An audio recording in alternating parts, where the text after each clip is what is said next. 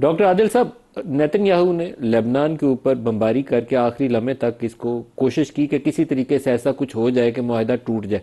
معاہدہ تو ہو گیا اور وہ ایف ورڈ ٹرمپ نے بار بار یوز کیا نیتن یاہو کے لیے.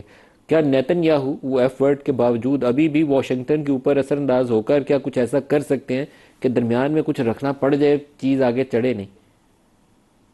100%. 100% آپ یقین سے کہہ سکتے ہیں کہ وہ ہر وہ چیز کریں گے جو وہ کر سکتے ہیں. اور اس کے بعد جو ہے وہ ان اے وے اگر امریکہ جنگ میں شامل نہ ہوا تو وہ اپنی جنگیں بھی شروع کر سکتے ہیں. دیکھیں، نیتن یاہو جو ہیں اور اسرائیل جو ہے، یہ ان کی جنگ تھی اور ان کی جنگ ختم نہیں ہوئی. سو اس لحاظ سے تو یہ بالکل، لیکن اگر آپ مجھے اجازت دیں، جو آپ نے زاد صاحب سے سوال پوچھا اسی کے تناظر میں اس کا بھی جواب دوں. میری اوقات نہیں ہے کہ میں اعزاز صاحب سے اختلاف کروں، لیکن تھوڑا سا میرا پرسپیکٹو فرق ہے. وہ یہ کہ تاریخ کی ہر جنگ کی طرح لیکن بہت سی جنگوں سے زیادہ ایک بار پھر ثابت ہو گیا کہ جنگوں میں جیتتا شیتتا کوئی نہیں ہے. صرف یہ ہوتا ہے کہ ہار کس کی کم ہے اور ہار کس کی زیادہ ہے. اس جنگ میں اگر ہار سب سے زیادہ کسی کی ہے تو وہ ڈونلڈ ٹرمپ اور امریکہ کی. کہ جو زوم تھا، جو کبھی واحد سپر پاور تھی، جس کو خود بھی یقین تھا اور دنیا کو بھی یقین تھا کہ یار اگر ان کا صرف بحری بیڑا آ کے کھڑا ہو گیا تو ہم تو ویسے ہی، باقی دنیا ویسے ہی ہتھیار ڈال دے گی، پھر لڑنے کا فائدہ ہی کیا ہے یہ اتنے بڑے. اگر پوری آپ کی قیادت کو انہوں نے ختم کر دیا تو لوگ اٹھ کھڑے ہوں گے.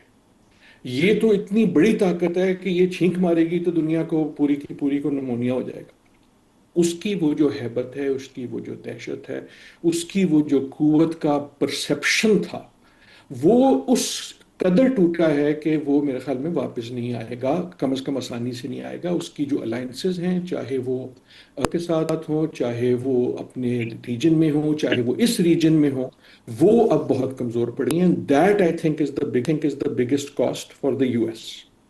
وہ کہتے رہے کہ جی ہم نے ان کی نیوی ختم کر دی، ایئر فورس ختم کر دی، ہمارے تو صرف اتنا نقصان ہوا، ہمارے تو صرف اتنے پیسے لگے. آل آف دیٹ میں بی ٹرو، لیکن جو دوسری جنگ عظیم کے بعد ایک پرسپشن تھی آف گریٹ پاور پرسپشن پہ چلتی ہے.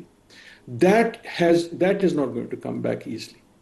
ایک طرح سے شاید یہ بھی کہا سکتا ہے کہ جیت جو ہے وہ تو ابھی بھی اسرائیل کی ہوئی ہے. I know it is sounding odd اینڈ، لیکن حقیقت یہ ہے کہ آج سے سال پہلے امریکہ کا وہی نقشہ تھا جو آج ہے، ایران کا وہی نقشہ تھا جو آج ہے. اسرائیل کا نقشہ تبدیل ہو گیا. سیریا کا جو علاقہ ہے اس نے اس پہ قبضہ کر لیا.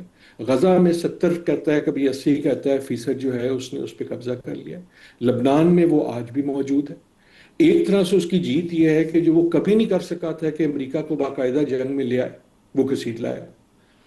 سو ایک طرح اس کی جیت یہ ہے کہ جو اسرائیل کی 40 سال پرانی خواہش تھی کہ میرے جو ہمسائے ہیں انہیں میں لڑا دوں. کہ ابراہم ایکارڈز کا کیا مستقبل ہے؟ ابراہیم اکارڈ کا وہی مستقبل ہے جو غزہ پیس پلان کا ہے یا پیس بورڈ کا ہے. کہ دیکھیں نا، وہ یہ ساری جو چیزیں تھیں اس کے پیچھے ایک آپ کو پیٹرن چاہیے تھا، آپ کو اس کا ایک پرنسپل پلیئر چاہیے تھا جو اس کو فورس کروا سکے. اس پرنسپل پلیئر یعنی امریکہ کی جو ہے اس وقت جو ہے اتنی اس کی کریڈیبلٹی اتنی ویک ہو گئی ہے. اور اب حالات چینج ہو گئے نا، وہ دنیا نہیں رہی. اور اس لحاظ سے جیسے اعزاز صاحب کہہ رہے ہیں 100% آئی ایگری. آئی تھنک اس وقت آج کے دن میں بھی، اور آلریڈی ہو رہی ہے اور اب زیادہ ہوگی، ایک ٹوٹل ری اسیسمنٹ ہوگی، ہو رہی ہے، پوری دنیا میں ہو رہی ہے. یہ صرف اس خطے میں نہیں ہو رہی. اس خطے میں تو یہ ہو رہی ہے نا کہ دیکھیں، جیسے انہوں نے کہا کہ جو آپ کے گلف کے ممالک ہیں ان کے پاس ایک تھیری تھی، اور وہ تھیری یہ تھی کہ یار بڑا چودھری امریکہ ہے، اس کے پاس کیونکہ طاقت اتنی ہے اور ان کے بیس ہمارے پاس ہیں، وہ ہماری حفاظت کریں گے.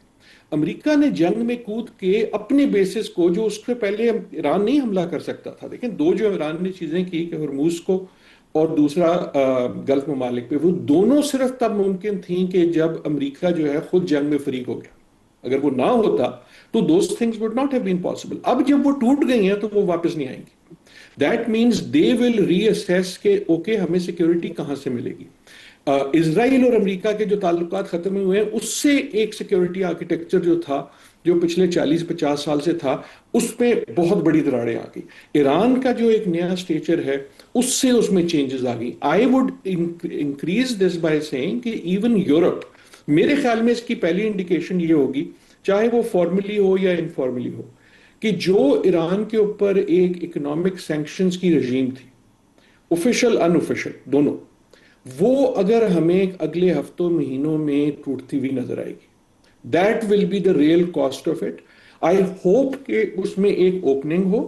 And that what that means is کہ یہ جو آرکیٹیکچر نکلے گا جس کی آپ بات کر رہے ہیں ندیم صاحب اور اعزاز صاحب بھی، وہ صرف اس پوائنٹ سے نہیں نکلے گا جہاں ہم آ جائیں، وہ اس پوائنٹ سے نکلے گا کہ جو پرانی ازمپشنز ہیں کہ طاقت کہاں ہے، طاقت کا محور کیا ہے، کون کتنا ڈیپینڈیبل ہے، کس پہ آپ کتنا ٹرسٹ کر سکتے ہیں، وہ ساری چیزیں جب نگیٹ ہو گئی تو ان تمام کیپٹلز میں درست کہہ رہے ہیں. اور بالشمول یورپ کے جن ممالک کا تذکرہ یورپ کر کے. رہے ہیں، 4 کی طرف سے کچھ انڈیکیشن بھی ہے، یو کے، فرانس، جرمنی اور اٹلی کی طرف سے، کہ وہ نیوکلیر ڈیل کے بعد شاید اپنی سینکشنز رجیم جو ہے اس کو ریویو کریں گے.